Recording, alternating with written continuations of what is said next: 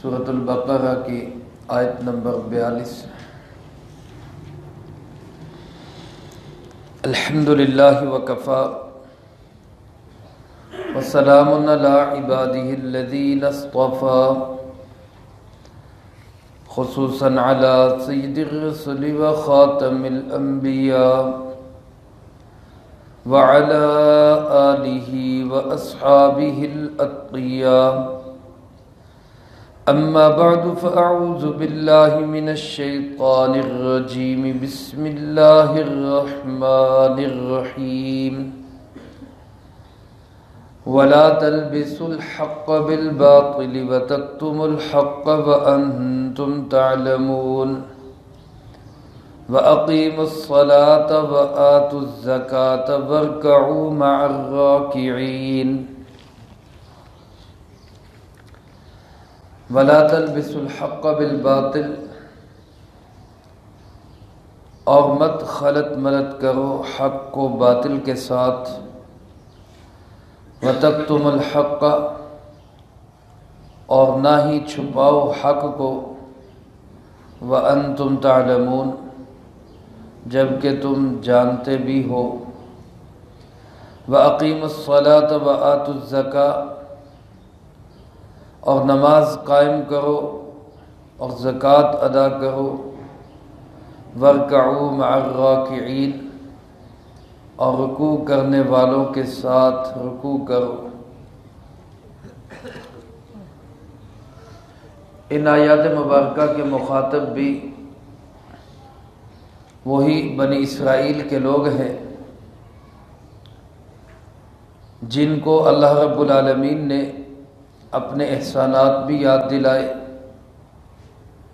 اپنے ساتھ کیا ہوا وعدہ اور معاہدہ بھی یاد دلایا، اور پھر ان کو دعوت ایمان دی، اور یہ بھی کہا کہ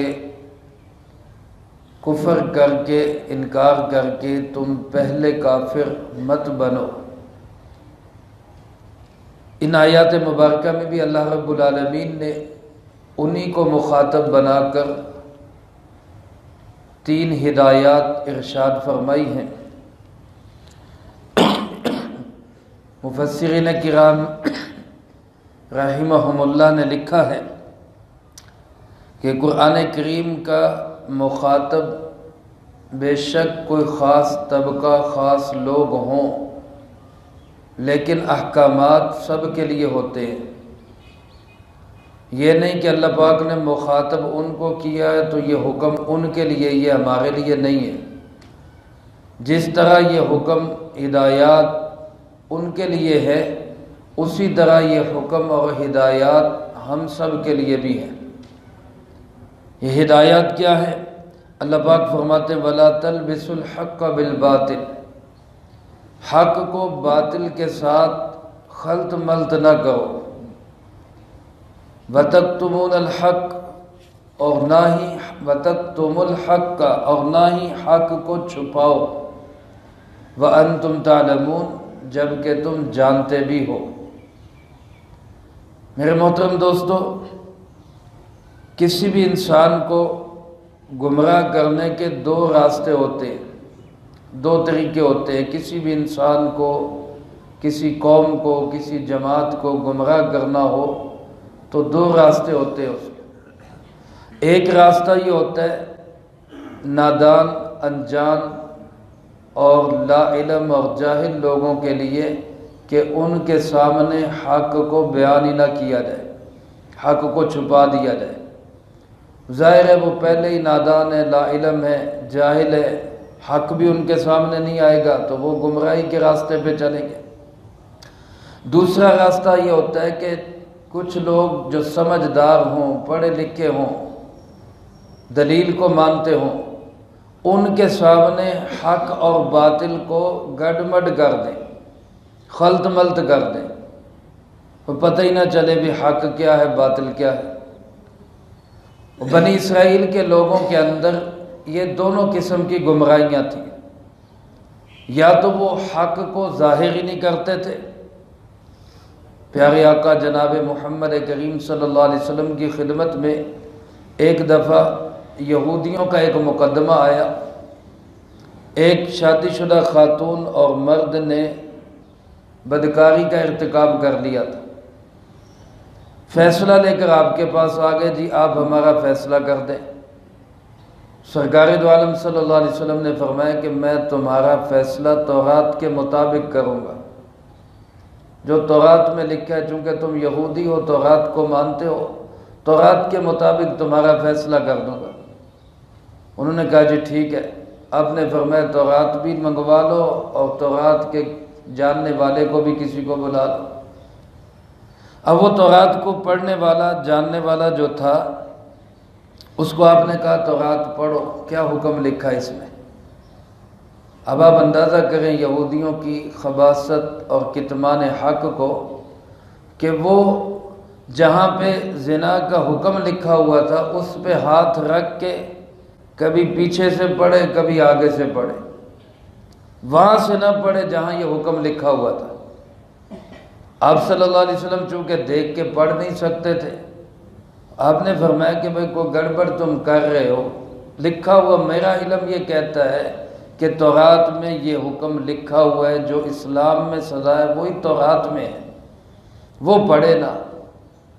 تو گزشتہ دروس میں عرض کر چکا ہوں، یہودیوں کے ایک بہت بڑے عالم تھے عبداللہ ابن السلام رضی اللہ تعالیٰ عنہ، جو مسلمان ہو گئے تھے، صحابی رسول بنے تھے۔ انہوں نے جب یہ ماجرا دیکھا تو وہ تورات کے بھی حافظ تھے، انہوں نے اس کو ایک مکہ مارا اور اس کو کہا یہ ہاتھ ہٹا کے یہاں سے پڑھو۔ اندازہ کریں کہ سرکار دو عالم صلی اللہ علیہ وسلم کے سامنے بیٹھ کر اس طرح کا دجل کرتے تھے تو آپ کے پس پشت کیا کرتے ہوں گے، وہاں کس طرح کی خباثتیں کرتے ہوں گے۔ تو اللہ پاک نے ان کو کہا کہ بھئی نہ تو حق پہ پردہ ڈالو، نہ حق کو خلط ملط کرو۔ حق ایک الگ چیز ہے، باطل ایک الگ چیز ہے۔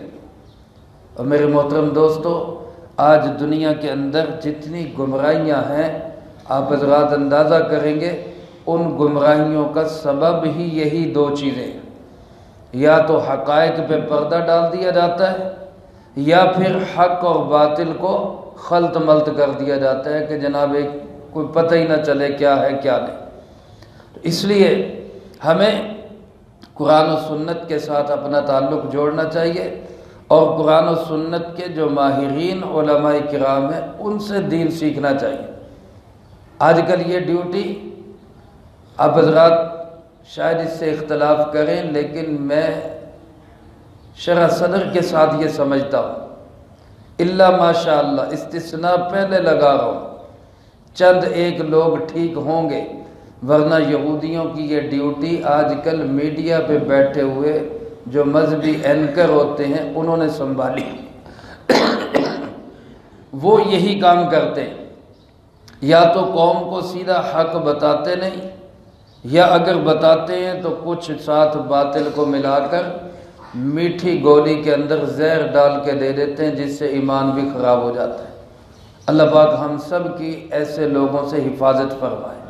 اس لیے دین سیکھنا ہے، قرآن و سنت سیکھنا ہے، اور سیکھنا چاہیے۔ جہالت نادانی بہت بری چیز ہے، سیکھنا چاہیے، لیکن سیکھنا کن سے چاہیے؟ اہل علم سے، علماء سے، مدارس سے آ کر سیکھنا چاہیے کہ قرآن کریم کا صحیح حکم کیا ہے، رسول اللہ صلی اللہ علیہ وسلم کی احادیث مبارکہ ہمیں کیا گائیڈ لائن دیتی ہے، صحابہ کرام رضی اللہ تعالی مجمعین کا طرز حیات کیا تھا۔ یاد رکھیں دین کے لیے اگر کوئی جماعت نمونہ ہے، کوئی جماعت سنبل ہے، کسی جماعت کو ہم کہہ سکتے ہیں کہ 100% انہوں نے دین پہ عمل کیا، تو وہ جماعت کون سی جماعت ہے؟ وہ صحابہ کی جماعت ہے رضی اللہ تعالی عنہ۔ اس لیے ان سے بڑھ کر دین کو سیکھنے والا کون ہوگا؟ تو ہم اگر دین سیکھیں تو صحابہ کرام سے سیکھیں، اہل بیت سے سیکھیں، قرآن و سنت سے سیکھیں۔ یہ صحیح دین ہے جو ہمیں حق کی طرف لے کے جائے گا۔ ایک حکم، ایک ہدایت تو اللہ پاک نے ان کو یہ دی کہ حق اور باطل کو خلط ملط نہ کرو، اور حق پہ پردے نہ ڈالو، جان بوجھ کر حق کو چھپاؤ نہ، جو حق ہے اس کو واضح کرو۔ اور دوسری ہدایت اللہ پاک نے ان کو کیا دی؟ فرمایا وَأَقِيمُوا الصَّلَاةَ، نماز قائم کرو۔ تیسری ہدایت ان کو یہ دی وَآتُوا الزَّكَاةَ، زکوٰۃ ادا کرو۔ اور چوتھی ہدایت ان کو یہ دی کہ وَارْكَعُوا مَعَ الرَّاكِعِينَ، رکوع کرنے والوں کے ساتھ رکوع کرو۔ میرے محترم دوستو، یہودی یا کوئی بھی کافر ہو، اس کو نماز کا حکم نہیں ہے، اس کو زکوٰۃ کا حکم نہیں ہے۔ یہاں بنی اسرائیل کے لوگوں کو جو کہا جا رہا ہے نماز قائم کرو، زکوٰۃ ادا کرو، یہ کیوں؟ کہ یعنی پہلے ایمان لاؤ اور ایمان لانے کے بعد پھر نماز قائم کرو، پھر زکوٰۃ ادا کرو، پھر جماعت کے ساتھ نماز پڑھو۔ اس سے یہ معلوم ہوا کہ صرف عقیدہ ٹھیک ہونا کافی نہیں، اس کے ساتھ ساتھ اعمال کی بھی ضرورت ہے۔ ایک بندہ کہے جی میرا عقیدہ ٹھیک ہے، باقی مجھے نماز کی ضرورت نہیں، مجھے زکوٰۃ کی ضرورت نہیں، مجھے کسی نیک عمل کی ضرورت نہیں، مجھے مسجد میں جانے کی ضرورت نہیں، غلط ہے۔ اللہ پاک نے ان کو فرمایا کہ عقیدہ بھی درست کرو، اس کے ساتھ ساتھ اعمال والی زندگی بھی بناؤ۔ اور حضرت حکیم الامت مولانا اشرف علی تھانوی رحمۃ اللہ علیہ فرماتے ہیں کہ ان کے اندر دو بیماریاں تھیں، یہودیوں کے اندر دو بیماریاں تھیں، اب بھی ہیں، اور اللہ معاف فرمائے ہم مسلمانوں میں سے بھی بعض میں وہ پیدا ہو گئی ہیں۔ اللہ ہمیں ان بیماریوں سے محفوظ رکھے۔ وہ دو بیماریاں کون سی ہیں؟ ایک حب جاہ، ایک حب مال۔ حب جاہ کا مطلب عہدے کی محبت، مجھے پروٹوکول دیا جائے، مجھے عزت دی جائے، مجھے بڑا بنایا جائے۔ یہ بڑائی چاہنا، عہدہ چاہنا، پروٹوکول چاہنا، سلام سلوٹ چاہنا، یہ حب جاہ ہے۔ اور حب مال کیا ہے کہ حلال حرام کی تمیز کے بغیر بندہ کہے بس مال ملنا چاہیے، چاہے صحیح ہے چاہے غلط ہے، حق سے آ رہا ہے باطل سے آ رہا ہے، مال آنا چاہیے۔ یہ دو بیماریاں تھیں یہودیوں کے اندر۔ اللہ پاک نے ان کا علاج کیا بتایا؟ حب جاہ ختم کرنے کے لیے فرمایا اقیم الصلاۃ، نماز قائم کرو۔ جب نماز قائم کرو گے، اللہ کے سامنے عاجزی کرو گے، تواضع کرو گے، رکوع میں سجدے میں جھکو گے، تو اندر کا نفس مرے گا، عہدے کی میں کی محبت ختم ہوگی۔ اور آتوا الزکاۃ، زکوٰۃ ادا کرو۔ جب مال کی زکوٰۃ ادا کرو گے تو مال کی محبت بھی دل سے نکلے گی۔ اس لیے یہ ان دو بیماریوں کا بہترین اور اکثیر علاج ہے۔ حب جاہ اور حب مال کی بیماریوں کا علاج کیا ہے؟ نماز قائم کرو اور زکوٰۃ ادا کرو۔ اور میرے دوستو، یہ دونوں اسلام کے اہم ترین رکن ہیں، اس لیے سب سے پہلے ان کا حکم دیا گیا۔ بدنی عبادات میں، جسم سے ہونے والی عبادات میں نماز اہم ہے، اور مال سے ہونے والی عبادات میں زکوٰۃ اہم ہے۔ چوتھا اور آخری حکم ان کو یہ دیا وَارْكَعُوا مَعَ الرَّاكِعِينَ، رکوع کرنے والوں کے ساتھ رکوع کرو۔ یہاں رکوع سے مراد علماء نے لکھا ہے پوری نماز ہے، یعنی نماز پڑھنے والوں کے ساتھ نماز پڑھو۔ تو پہلا سوال تو یہاں یہ ہے کہ نماز میں سے صرف ایک رکوع کو کیوں ذکر کیا؟ رکوع کا لفظ کیوں لیا گیا؟ کسی اور کا لفظ کیوں نہیں لیا؟ سجدہ، قیام، قرات، قعدہ اور بہت سارے ارکان ہیں نماز کے۔ تو اس کی وجہ علماء نے یہ لکھی ہے کہ یہودیوں کی نماز کے اندر رکوع نہیں تھا۔ اسلام سے پہلے جو شریعتیں گزری ہیں ان میں نماز، باقی نماز ہوتی تھی، ان میں رکوع نہیں ہوتا تھا۔ یہ رکوع والی جو نماز ہے یہ خصوصیت ہے امت محمد صلی اللہ علیہ وسلم کی۔ گویا اللہ پاک نے یہ نماز رکوع والی ہمیں عطا کی ہے، الحمدللہ۔ تو اس میں اشارہ اس طرف کر دیا کہ اپنی نماز نہیں پڑھنی، تورات کے مطابق نہیں اب پڑھنی، اب انجیل کے مطابق نہیں پڑھنی، اب نماز پڑھنی ہے اسلام والی نماز پڑھنی ہے جس میں رکوع بھی ہوگا۔ تو رکوع والی نماز ادا کرو۔ اور دوسرا حکم یہ دیا کہ رکوع بھی کرو، رکوع کرنے والوں کے ساتھ۔ مفسرین کرام رحمہم اللہ کی اکثریت اس سے یہ نتیجہ اخذ کرتی ہے کہ اس سے مراد یہ ہے کہ نماز پڑھو جماعت کے ساتھ پڑھو۔ بعض علماء نے تو یہ لکھا ہے کہ جماعت کے ساتھ نماز پڑھنا واجب ہے، اور اس کے دلائل دیے ہیں کہ جماعت کے ساتھ نماز پڑھنا واجب اور لازمی ہے، اس کے بغیر نماز ہی نہیں ہوتی۔ اور اس کی دلیل کے طور پہ ایک تو یہی آیت پیش کی کہ اللہ پاک کا حکم ہے، اور حکم آتا ہے وجوب کے لیے، وَارْكَعُوا مَعَ الرَّاكِعِينَ، رکوع کرنے والوں کے ساتھ رکوع کرو۔ دوسرا ایک حدیث پاک میں آپ صلی اللہ علیہ وسلم نے ارشاد فرمایا، لا صلاۃ لجار المسجد الا فی المسجد، مسجد کے پڑوس میں رہنے والے کی نماز مسجد کے بغیر ہوتی نہیں ہے۔ اس حدیث کی وجہ سے بھی علماء نے لکھا ہے جماعت کی نماز واجب ہے۔ اور تیسری دلیل ایک یہ لکھی کہ ایک دفعہ آپ صلی اللہ علیہ وسلم کی خدمت اقدس میں ایک نابینا صحابی حاضر ہوئے، اور انہوں نے عرض کی، اللہ کے محبوب جی صلی اللہ علیہ وسلم، میں نابینا ہوں اور میرے پاس کوئی ایسا شخص نہیں جو مجھے مسجد میں لائے، اکیلا میں آ نہیں سکتا، میرے لیے ذرا مشکل ہوتی ہے، نظر نہیں آتا، اور کوئی لانے والا بھی نہیں ہے، تو کیا مجھے اس کی اجازت ہے، رخصت ہے کہ میں گھر میں نماز پڑھ لیا کروں؟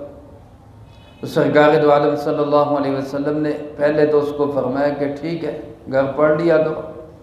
جب وہ جانے لگا تو آپ نے اس کو بلایا، ادھر آؤ ذرا۔ اس کو بلا کے اس سے پوچھا، بتاؤ کیا اذان کی آواز تمہیں سنائی دیتی ہے؟ اذان کی آواز تمہارے گھر تک پہنچتی ہے؟ تو اس نے کہا جی اذان کی آواز تو پہنچتی ہے، میں سنتا ہوں اذان۔ آپ نے فرمایا کہ پھر میں تیرے لیے کوئی رخصت نہیں پاتا، پھر جو بھی ہے گرتے پڑتے جیسے کیسے مسجد میں آ کے نماز پڑھنی ہو۔ تو ان احادیث کی بنیاد پر علماء کی اکثریت یہ فرماتی ہے جماعت کی نماز واجب ہے، اس کے بغیر نماز نہیں ہوگی۔ بہت سارے علماء کرام یہ بھی فرماتے ہیں کہ واجب تو نہیں لیکن سنت مؤکدہ ہے، اور سنت مؤکدہ بھی اس طرح کہ بہت زیادہ تاکید ہے، اتنی زیادہ تاکید ہے کہ رسول اللہ صلی اللہ علیہ وسلم نے ایک موقع پہ فرمایا، میرا دل چاہتا ہے کہ میں کسی اور کو کہوں کہ وہ نماز پڑھائے، اور خود میں چند نوجوانوں کو ساتھ لے کر جاؤں، اور جو گھروں میں بغیر عذر کے مرد نماز پڑھ رہے ہیں میں جا کے ان کے گھروں کو آگ لگا دوں، لیکن پھر مجھے عورتوں اور بچوں کا خیال آ جاتا ہے، اس لیے میں چھوڑ دیتا ہوں۔ اس سے اندازہ لگائیں کہ جماعت کے ساتھ نماز پڑھنا کتنا ضروری ہے۔ حضرت عبداللہ ابن مسعود رضی اللہ تعالیٰ عنہ جو اس امت کے فقیہ ہے، وہ فرماتے ہیں، ایک طویل حدیث ہے جماعت کے اہمیت کے بارے میں ہی۔ حضرت عبداللہ ابن مسعود فرماتے ہیں مسلمانوں کو، ہمیں آپ کو مخاطب کرتے ہوئے، کہ جو شخص یہ چاہتا ہے کہ وہ کل قیامت کے دن اللہ کی بارگاہ میں اس طرح پیش ہو کہ وہ مسلمان ہو، اللہ کے سامنے پیش ہو اس طرح کہ مسلمان ہو کر پیش ہو۔ ہم سب چاہتے ہیں یا نہیں چاہتے؟ ہماری جب اللہ کی بارگاہ میں پیشی ہو تو ہم کس حالت میں ہوں؟ اسلام کی حالت میں ہوں۔ فرمایا کہ جو شخص یہ چاہتا ہے اس کو چاہیے کہ وہ نماز ایسی جگہ ادا کرے جہاں اذان ہوتی، یعنی مسجد میں جا کے ادا کرے۔ اور پھر اس سے آگے فرمایا کہ یہ تمہارے نبی حضرت محمد صلی اللہ علیہ وسلم کی ہدایت کے طریقوں میں سے ایک طریقہ ہے، مسجد میں جا کے نماز پڑھنا سنن الہدا میں سے ہے۔ اسی سے علماء فرماتے ہیں جماعت کی نماز سنت مؤکدہ ہے، واجب نہیں، یعنی سنن الہدا میں سے ہے۔ پھر آگے کیا فرمایا؟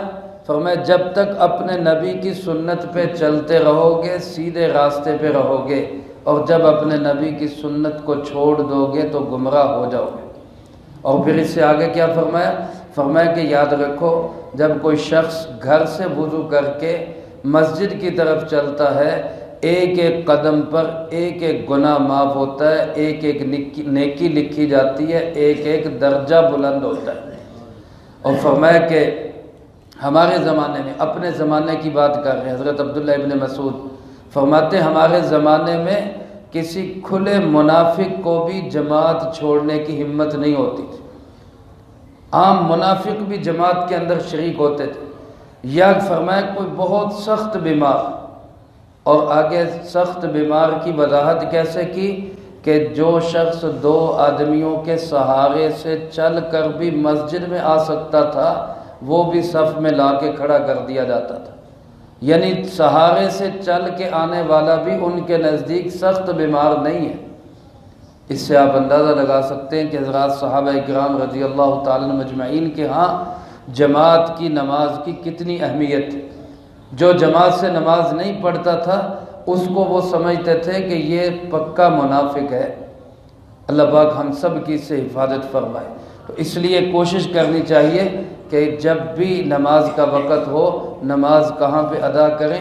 مسجد میں آ کر جماعت کے ساتھ نماز ادا کریں۔ یہ اللہ پاک کا حکم ہے، ہم سب کے لیے ہے۔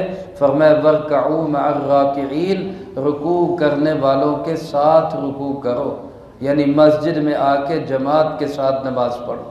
اللہ پاک مجھے آپ کو ان سب ہدایات پہ عمل کی توفیق نصیب فرمائے، جو کہا سنا اس کو زندگی میں لا کے دوسروں تک پہنچانے کی توفیق عطا فرمائے۔ اللہم انت السلام و منک السلام، تبارکت ربنا و تعالیت یا ذا الجلال والاکرام۔ اللہم اعنا علی ذکرک و شکرک و حسن عبادتک۔ اللہم احسن عاقبتنا فی الامور کلہا واجرنا من خزی الدنیا وعذاب الآخرہ۔ اللہم باقیتا کباقیت الولید، اللہم استر عوراتنا وآمن روعاتنا۔ اللہم انا نجعلک فی نحورہم ونعوذ بک من شرورہم۔ اللہم اکفنا بحلالک عن حرامک واغننا بفضلک عمن سواک۔ اللہم اکفنا کل مہم من حیث شئت ومن این شئت۔ رب اغفر وارحم وانت خیر الراحمین، رب ارحمہما کما ربیانی صغیرا۔ اللہم ربنا تقبل منا انک انت السمیع العلیم وتب علینا